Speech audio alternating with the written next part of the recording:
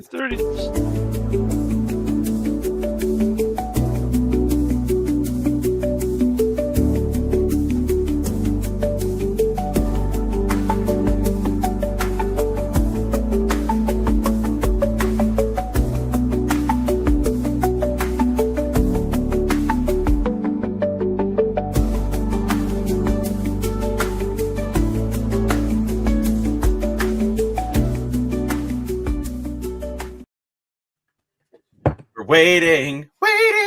Waiting on the leaves to change. Players don't try, the pain stays the same. Yeah, we're waiting on the leaves to change. Streakers Island Podcast.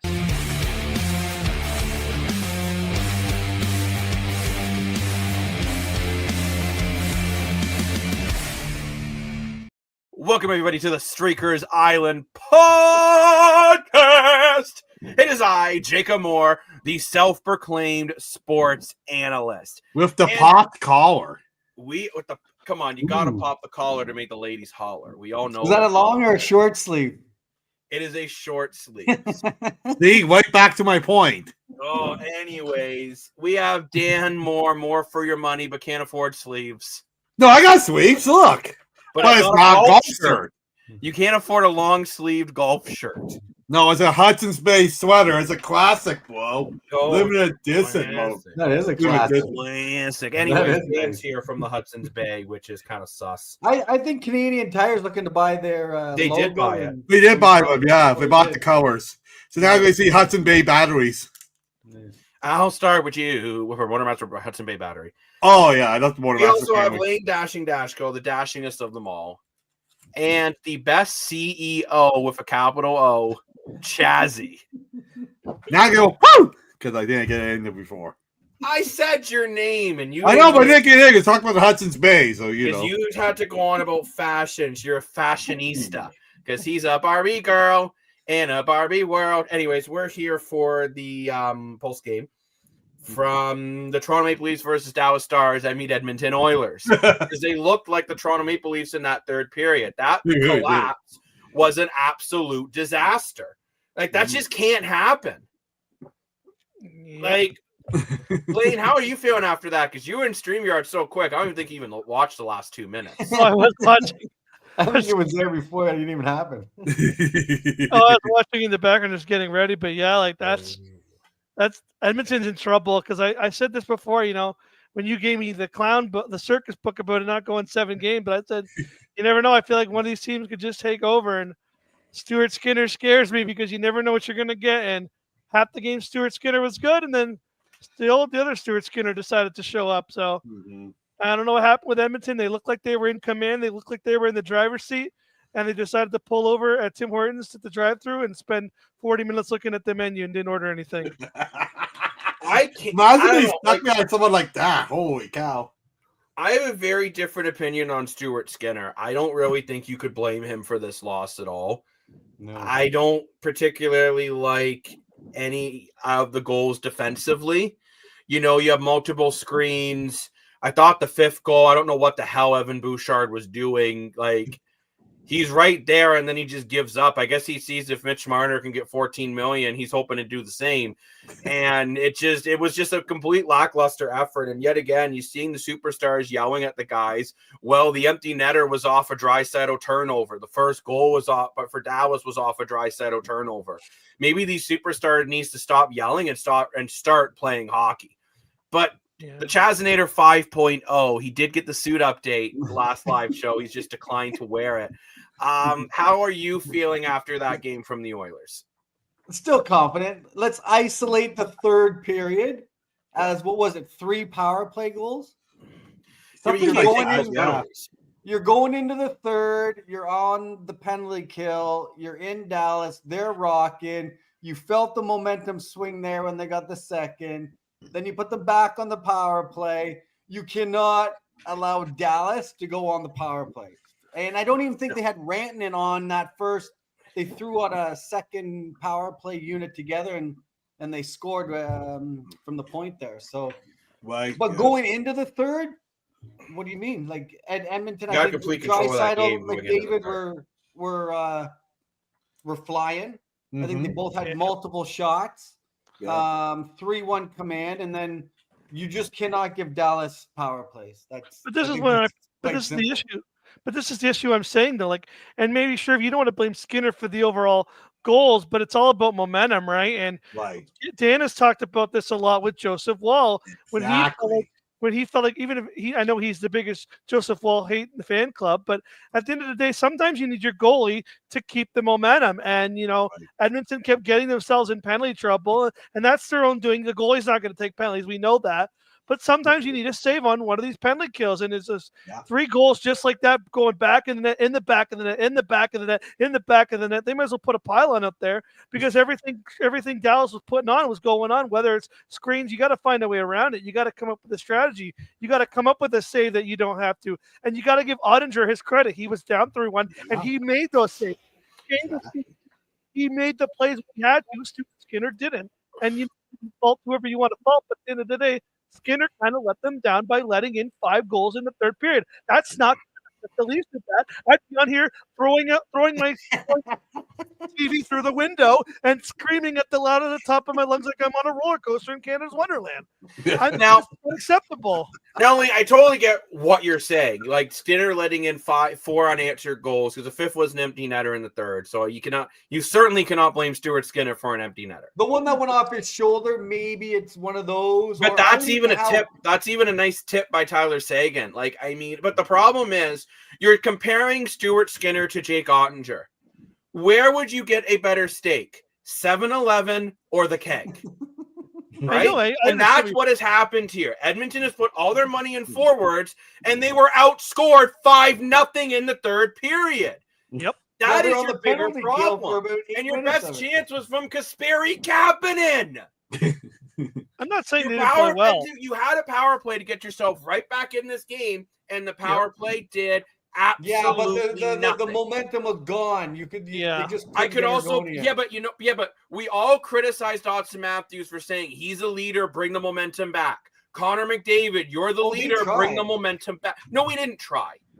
Tell me what he did in the 3rd period that was so spectacular. If we're all saying Austin Matthews didn't try, which I'm in agreement that I thought Austin Matthews was flat, how can you say Connor McDavid wasn't tonight in that 3rd period? Sure, he had oh my gosh, Dan is drinking like he's just done with life. But he's his body. But Jazzy, you're okay with Connor McDavid's 3rd period? No, I'm not okay because you're on the penalty kill for about 8 minutes of it. Yeah, okay, but too. And then by that time, play, when you had that power play, they're on you. They've shut the neutral zone down, like everything. Like he couldn't get going. Yeah, you're right. Yeah, but he didn't if have you're a great Connor McDavid, you're supposed to be able to do it even when there's no room. They go not on against a team like Dallas when they shut you down like that. I don't know. But Connor McDavid's supposed to be the best player to ever touch ice. That's all I hear. And I'm sorry, but he's your captain. I expect your captain to do something. Well, we'll see him rise in game 2 here. You know what? He very well might. But when people are going to blame your goalie, you're paying $3 million compared to McDavid. You're paying McDavid and Draisaitl's over $20 million in 2 guys. I still don't even know how Matt Duchene's goal went in. Because he went through about 8 bodies along the ice. And that's the thing. How can you blame Stuart Skinner on that? He can't see it. No, you can't. That's why I'm not really. Tyler Seguin's goal was a beautiful tip. Granlund's goal was a screen. Hiskinen's goal was a screen. Like, I agree with you boys when you say you need a save.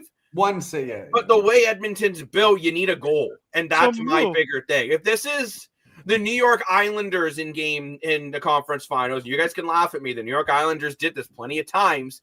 They get a save because they're paying Sorokin $8 million to get you a save. If this was Winnipeg in the finals instead of Edmonton, I would say you have to get a save. You also need to win more than 37% of your faceoffs for the night. You also can't just get 1 goal on the power play when you have that much top-end talent. You also can't give away the puck 19 times. You also need more than 27 shots. They were outshot 11-6 in the 3rd period. Yeah. Like that 3rd, and I get there's all the penalties. And stop taking penalties. Well, keep your stick down, I guess. Keep your stick down and just play better hockey. And you got a power play chance, and that power play looked absolutely terrible. Yeah, it did, Jacob. And you mentioned a good thing when we talked about this in the pregame about really smart. but you mentioned how Dallas really needed that second line to go in. Well, they were going tonight. You said how big this depth scoring has to show up because of Nico Rantanen and a little bit being a little quiet. Well, they showed up tonight. Look who you got your goals from. Tyler Seguin, 2 goals. Duchesne gets in there. Heiskanen gets in there. They got some secondary scoring tonight. They didn't rely on the big boys. They got scoring from other areas on the ice, and it paid off for them tonight. And at the end of the day, they may have not played better through 40 minutes, but that last 20 minutes was all Dallas Stars. And if Edmonton's got to figure that out, because if they play like that in Game 2, they're in a little bit of trouble going back to Edmonton. Because I still think this: if Dallas gets a really good momentum, and they get in Skinner's bad areas, I don't know. This could be a quick series. I don't see Edmonton having another period like that again in this series. No. Also, though, I will say, right after Dallas got the 4th goal, I'm sitting at home on my Lazy Boy couch. Best couches you can get are Lazy Boy or Ashley's. We're not sponsored by Lazy Boy or Ashley, but if you'd like to sponsor us, Jamie Benn is a big presence on the ice, eh? Oh yeah, big boy.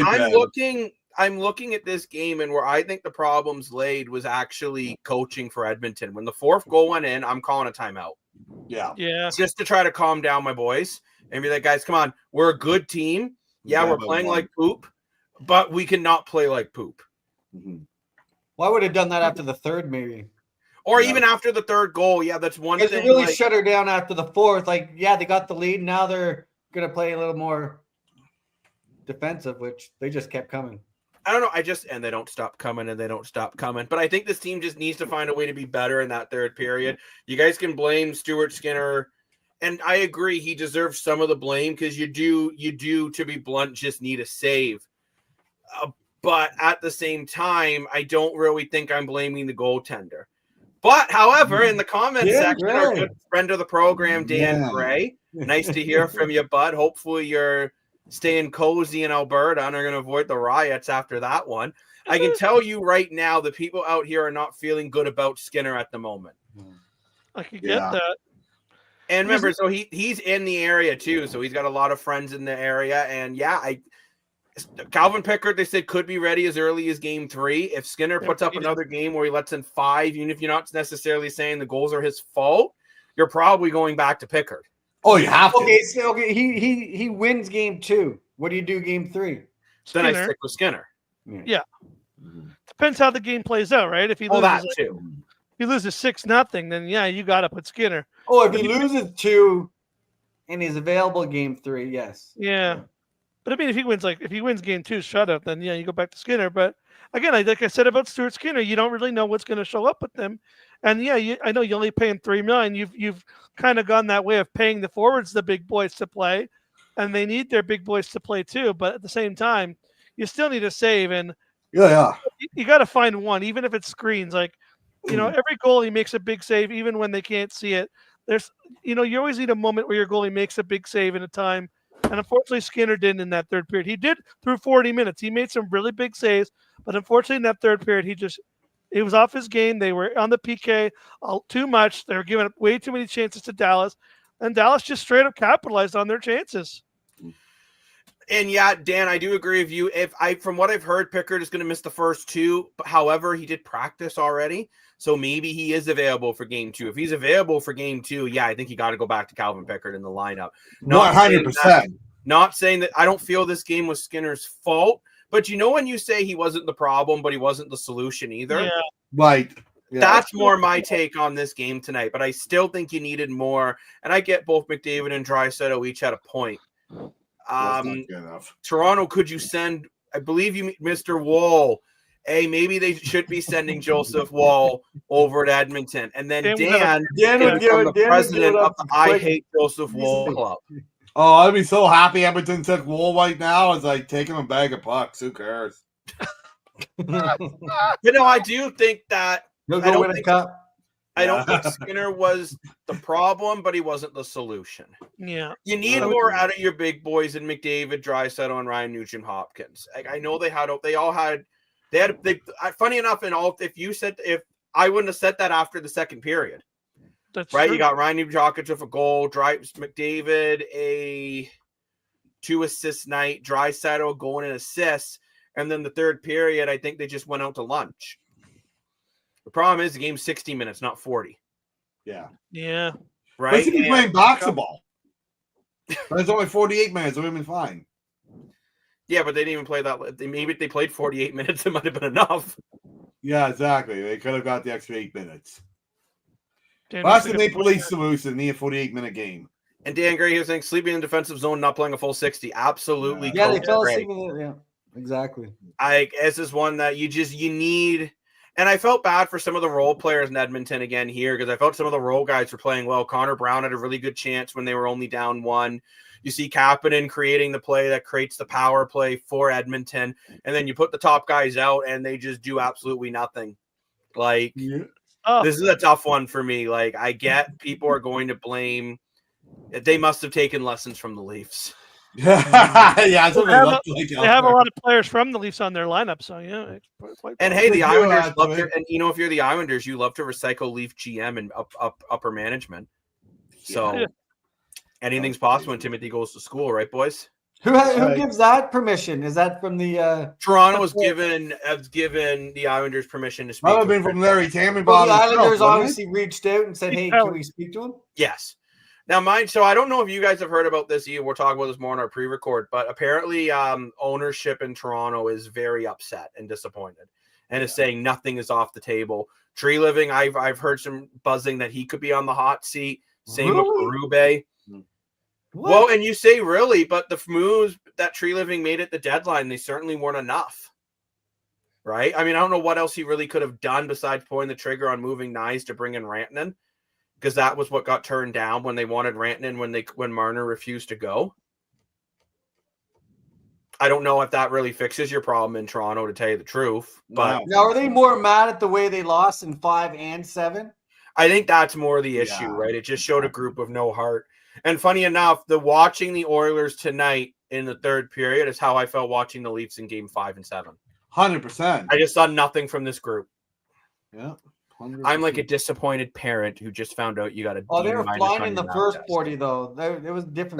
That's great, Chazzy. How many periods are there in hockey? Right? I'm not disagreeing with you. They fell asleep. 2. We got to stay out of the box 3. against Dallas. I'm just like we said earlier. Dallas, Colorado. Those guys are going to be the ones to beat. So. And Dan, I do agree with you that I don't think trading Nyes or Rantanen in the long run was a good plan. But were ownership? I don't know if they cared about long run. I think they were caring about a long run this year, not a long run in general. Do I think trading Matthew Nyes to Mikko Rantanen would make sense? No. But the Toronto Maple Leafs are going to look at every single move on the table that they could have made that they didn't make. They have to. I thought it was Marner. Is it Nyes? No, there was another trade offer, which was Nyes, Domi, and I think 4 first-round picks. So why was Marner getting all the heat about rejecting the trade? If there was because it would have been more one-on-one. It would probably because been it was just basically Marner for Rantanen. It was basically a 1v1 trade, and Marner said nah, B. And I do agree with you, Dan. I think Matthew Nyes, I'll be honest, I think he's going to be better than Zach Hyman in 1 to 2 years. So do I. He's already playing comparable to Zach Hyman, and he's young. Yeah. Where I think Zach Hyman, he reached his peak last year. I don't think we'll ever see Zach Hyman score 50 goals again. No. And that's nothing against Zach Hyman. I'm actually a big fan of him. If I ever have children, I will definitely buy his books. But I think Matthew Nyes is a very special player, and I would not trade Matthew Nyes unless I was getting like someone that I think is equally as special. Like Rantanen. I don't know if I do it for Rantanen. I really don't. Because what Matthew Nyes brings to a team is something that only 4 players in total in the NHL did what Nyes did, to score at least 28 goals and over 180 hits. Oh, I agree with you. I'm just saying, you either got to bring someone like him or someone way better than him. Because, like you said, there's only 4 players like him, right? But if you get a superstar, it's not every day you get a franchise player. But the Leafs already have all these superstars. I think the Leafs did the right thing not trading Nyes and Rantanen. But I think ownership is looking at it, okay, our other team, the Raptors, traded DeRozan for Kawhi, and yeah, we suck now, but we got a championship out of it. Why didn't the Leafs do the same thing? So, and Dan Gray makes an interesting point here is now we don't sign Marner, we don't pick up JT, pick up Ehlers and Besser. Yeah, exactly. Right. And now John Tavares is a very interesting He's coming back. one, and Marchand on a 2-year deal. Yeah. Now, the very interesting question about John Tavares is there's rumors he is willing to cut his salary in half. More than half. If you are willing to bring Tavares down to a $5 million center, I don't think there's a better center in the league for $5 million than John Tavares. He's Shows coming you how back. badly he wants to be a Maple Leaf. You know what it is? He really loves his pajamas. And if he goes to a new team, he's got to buy new pajamas. He's got to find a new nanny for his kids. He's got about a whole new bedding set too, Blow. Like new comfort. So how do you guys feel about that? Just from the past, 8,400 hours ago? In all honesty, I am Blow it all comfortable with Marner being the big change. I think if Marner is gone, I think it's enough of a big change to the leadership group. And but I only bring back Tavares if he's willing to come back very cheap, because you can't pay him what he's worth. He's worth 8 in this market, in my opinion. He scored 37 goals this year. He's you look at Steven Stamkos, and I think John Tavares right now is a little bit of a better player. You're literally stealing my points I told you off camera. No more than $4.5 million, according to Dan Gray. So you'd put him down on the third line? Oh yeah, you have to. I don't think Sam Bennett would come to Toronto. Where would you Much put as I love Cowan? him. Oh yeah, Bennett's coming. No, he's not. Where would you If put he doesn't the stay in Florida, he's coming to Toronto. What'd you Oh, say? I can Jeff? see him in Boston, actually. Where are you guys going to put the rookie? What line?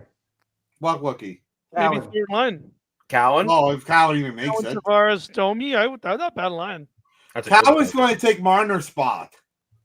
No, you do not want to No. see Cowan on the top line. He wants to come here. He wants to be the big boy on campus. Play him on his center ice way at the beginning. Nope. Let's go. Max Domi on the wing with No. Matthews and Nyes. No, Make a very Cowan. similar look to the Bertuzzi look. Cowan. But back Nice to protect him. But would Dallas be in this spot if they didn't make that random trade? Of course not. Not. No way. Probably not. This Raymond trade made all the difference because, like, you look at Dallas in years past, right? They were so good defensively, had so good goaltending. Well, I could see Ehlers too, actually. I could see Ehlers replacing. Yeah. But I want to ask you guys a little bit here. After what happened to the Edmonton Oilers tonight, Mm-hmm. are you making line changes? I still think you got to bring Perry up. Perry You have did him on move the up to the top power line play, in the, and you don't in have the him in your third. top 6. I liked Corey Perry in the top. I wouldn't be Gosh, surprised. Jay, what the heck was that? That's I'm a- looking at the lineup, Will. Where's Trent Dead Frederick? night. Where's Trent? Fourth line. Fourth line with Janmark and Perry. Hey, I don't know who you take off. Oh, I Dan keep Gray saying- with the power line here, though. Whoa. Ehlers, Matthews, and Nyes. Yeah, if you bring in Ehlers, that's Oh, not a bad way to replace Mitch Marner. And Ehlers has a much better attitude, in my opinion, from the little bits I've seen of him. So I don't know if you guys would think. What do you guys think about them? I know it's only game 2, but the last time they did this, it worked well. Do we pull out the blender again? That's what That's what Edmonton did last time after a big. Yeah, I loss. can see that more so than benching Bring players is bringing the blender up. Connor Brown to play with Connor McDavid and Corey Perry. Exactly. Yep. Then- I agree. Go Leon Draisaitl, Evander Kane, Pot Colzing, Adam Henry, Not Hyman? Hyman, and Frederick as your top 3. There's your shutdown line. What about the Moose? Oh, I forgot about Ryan Nugent Hopkins. I say Edmonton's just too good, right? You know the crazy thing too. I said this before. You look at how good this Or, forward no, group let's is. do that. You put the Moose on the third line. Henrique moves to the fourth to go with Janmark and Kapanen. There you go. Problem solved. I'm a genius. You're welcome. Hopefully they can get back at home. I think Are you able to go down to the Yeah. power play line? You know what, Chazzy? Just for you. By the way, Home Depot's got a sale on patio furniture. We're not sponsored by Home Depot, but if you want to sponsor us, yes, as Tony Stewart retired, we would gladly be your Tony Stewart of 2025. I will be your Tony Stewart to your right. hand turns. Here's your power play lines, Chazzy. Yeah, you have Perry on your top unit. Stands in front of Yeah, the but net. see, on the top unit, I would actually take off Nugent Hopkins, For put Hyman? Leon Draisaitl in the center, and move Evander Kane up Kane? to the top unit, and put Nugent Hopkins down to the second. Why not put Hyman on your top power play unit? Didn't you pay him $7 million to get power play goals? I think Evander Kane's a bigger impact guy. I think Hyman's better in front of net, personally. Okay, so let's look back up to the lines here as we have another comment back in the comment section. Hashtag not Brett Cooper. By the way, you Home Depot still has a sale. And he is saying switch your second line wingers, your third line wingers for the first period. Oh, yeah. So Okay. what, bring Kane and Brown up Move Kane and Brown up with to play with Draisaitl? Draisaitl for more of a speed power line. And then hopefully you get up a bit of a lead and then flip them around more to have better defense between your lineups. Mm-hmm. That's an interesting point, Mr. Gray. Very interesting. I like the idea. Conversations we used to have on 705 Sports, not sponsored by 705 Sports, that no longer exists. I like the idea Mr. Gray has of having different lines in different periods, because depending on the point of the game and where the game is, you want a different group of people out there. It's interesting to think about, right? But I think Edmonton, I do think there will be line changes coming up. And I think they're going to have to refocus to not just shut down the Rantanen line, because they did, but now they're going to try to figure out to shut down that second line. I said if Dallas is a scary team, if they can get depth and get their depth guys going, Yep. and they got their depth guys going. Do you know what I think is kind of funny, though? I haven't really said much this episode because I feel like I'm That's the meme. terrifying, Dan not talking. Nah, I feel like I'm the meme with the popcorn. You know, I'm just sitting here eating my You're popcorn. eating your badge. You know, I agree with what Lane's saying, flipping out, and Jacob's all flipping out, and Chazzy's all flipping out, blah, blah, blah. I'm as cool as a cucumber. I'll tell you why. For on the road, I said this series is going a 7, so they got to win one game in Dallas. If they get the ball away in game 1, and the rest of the series is tight and solid, then they're good to go. And I think moments like this defines a good team versus a cup team. Because through a Stanley Cup playoffs, right, playing minimum like 16 games, max 28 games, that's like a quarter of a season, right? So in a quarter of a season, regardless how good you play, you're going to have a bad period. You know? True. And they had their bad period. Now, they can bounce back from the bad period and dominate. They'll be fine. If they come back from their bad period and act like Toronto, then you see a difference between a cup team and a bad team. But Mr. Gray has a good comment here, so let's see what he says. Based on what I'm hearing on the Edmonton radio, won it back for game 2 only. Yeah, dude, I that's could just, see them Yeah. not making any major changes. Because that's what I'm saying too, Mr. Gray. first two periods is Dan Gray and Dan Moore, both have the same first name, are staying here. It's like, look, you know what? You play 2 out of 3 good periods. This Edmonton team has done it before, and you as Dan pointed out, you got the bad period out of the way in game 1, and it's not like Carolina are losing game 1 at home, which is tougher. Right? You're looking at an Oilers team that won game 1 they lost game 1 on the road. The reason why I flipped out on Friday night, then we score more goals. Then Lane doesn't hit the board on Friday night. Then you're fine. But yeah, I could see them running it back for game 2. So, Mr. Gray, since you are in Alberta, I am curious to see if you can let us know how Oiler fans are feeling about the goaltending. Because we've talked quite a bit about the goaltending. We already said They're they're not comfortable with they're Skinner. iffy about Skinner. I don't think Calvin Pickard's slated to be back for game 2, though. So I think you got to go back to Well, you Skinner. have to run it back. You played solid 40. You got to just erase that third period. That's what I'm saying, right? Yeah. And the difference, too, is Edmonton did it in game 1, and hopefully this is the end of it. Felice did it in game 5. It's much worse And they when won you do game it. 6, completely irrelevant. You could say Toronto ran it back and then had a lot of success. No, but it's a lot worse when you do it in the middle of the series, in my opinion. I do agree. I think game Right. you're also setting the Because tone this for the kills series. your momentum. But I can't believe I witnessed what I witnessed, though. Edmonton giving up 5 goals in one period. I was I like, just thought wow. Edmonton didn't score again in that period. I'm not shocked they allowed 5 goals because as much as Edmonton was going on in the media, we're better defensively than people say we are. Yes, there you are. Started the third period with getting scored on every 2 minutes. Literally. See, It's like, I still don't think you can blame goaltending for tonight. I really don't. I think you can. I agree with Lane on that one. And I was going to say the exact same comment. Even though Skinner's not a franchise goalie getting paid $4 million, he needs to make a momentum save.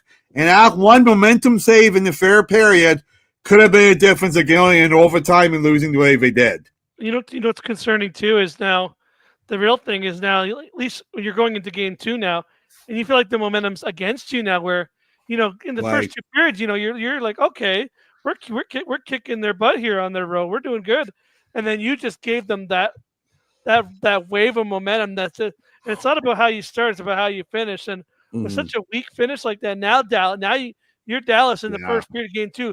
Now you're rocking. You're feeling 100%. You're going in the next game with 100% confidence, and now you got to try to get it back with a team that's going into their home barn with the crowd going and the momentum behind them because they just basically blasted you out of the atmosphere in one period. But I do agree with Dan Gray here, and it kind of comes back to what Dan Moore was talking about. The Dans have telekinesis. The keywords Whoever walk away with a split or even down 2, coming home isn't bad. 1 point. Number 2 point. Dan is realizing you can put more than 1 point in a comment. Alberta isn't the most confident in Skinner to begin with, but they are realizing some defensive lapse. And that's kind of, now you sound like you could be defending Wall, Dan. Ooh, ouch. He's my Joseph Wall. Oh, boy. But back to Dan's point that isn't trolling the other Dan, which, by the way, trolling Dan more for your money is the best thing to do on the Streakers Island podcast, powered by Streakers Gaming. Not sponsored by Home Depot, but we could be sponsored by Home Depot. Home Depot, reach out. I think Edmonton, this whole team needs to look themselves in the mirror and be like, okay, what the hell happened in that third period? You got really bad discipline. You got defensive breakdowns. You got bad turnovers. Very uncharacteristic for what this Oilers team does. To me, I agree. Sorry, Dan, and then Chazzy. Sorry, we need a talking stick. To me, I agree with Chazzy. That's why I jump over him with agreeing with his point. Edmonton took way too many bad penalties in the third period. I mean, what was Corey Perry thinking? I love the dude, but come on, you can't go 200 feet away from your net while you're front of your left. But okay? if you're Ovechkin, that's fine when you do that. Yes, because you're Ovechkin. Or when you're Zub. Well, I don't know why Zub, but or when you're Sam Bennett. Yeah, but double you shouldn't do that though, right? It's like I just thought Edmonton took some really bad penalties there, but Skinner has to make a save. Like, come on, he couldn't even stop a beach ball in that fair period. He's saying he had to make a save, faced 11 shots and let in 4, so he made a save.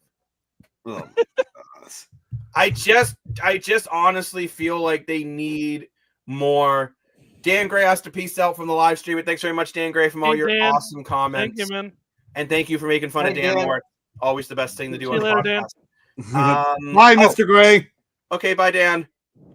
Oh, is it Mr. Gray?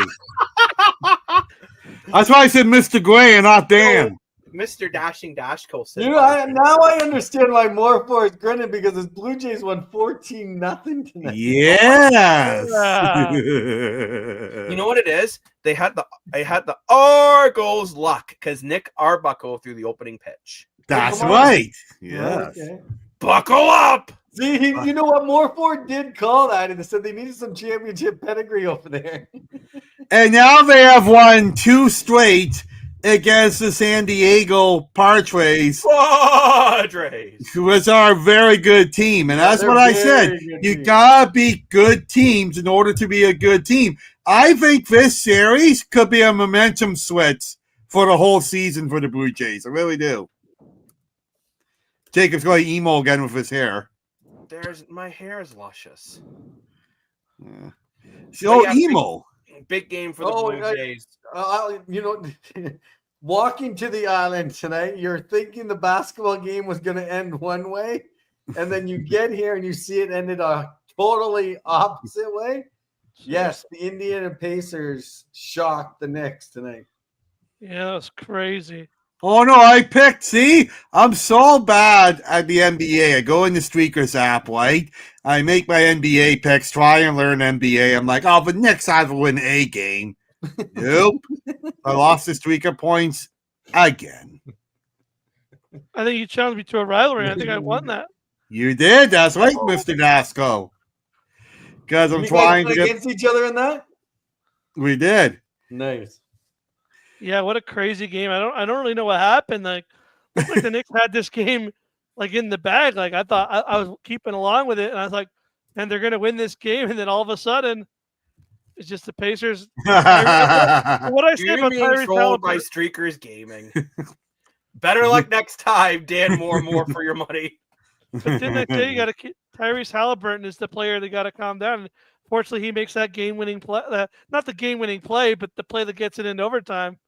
He's the guy you got to watch out for in this series, and unfortunately, he came back to bite it tonight.